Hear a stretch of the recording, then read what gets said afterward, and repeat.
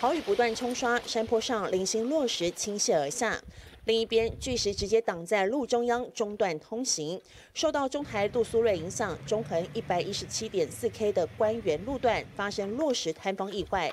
台风暴风圈在26号下午3点碰触到恒春半岛，虽然没有登陆，但光是外围环流就吓得惊人。 今天晚上到明天清晨，由于台风还是带来非常强劲的偏东风，因此整个东半部，包括恒春半岛，雨势还是相当的明显。宜花东3个县市一整天豪雨不断，不少地区累积雨量突破300毫米。受地形影响，北部金门、马祖有可能出现8到10级强阵风，而中部受台风威胁最小。随着杜苏芮往西北移动，南部澎湖离岛27号白天开始会感受到明显雨势。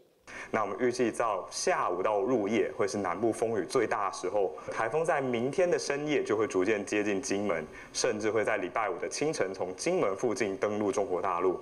这段时间在金门地区的风雨也会相当的强劲。严防中台杜苏芮，气象局强风豪雨特报启发，民航局也宣布27号国内线所有航班全面停飞，提醒民众千万别轻忽台风威力，要尽早做好防台准备。大爱新闻台北报道。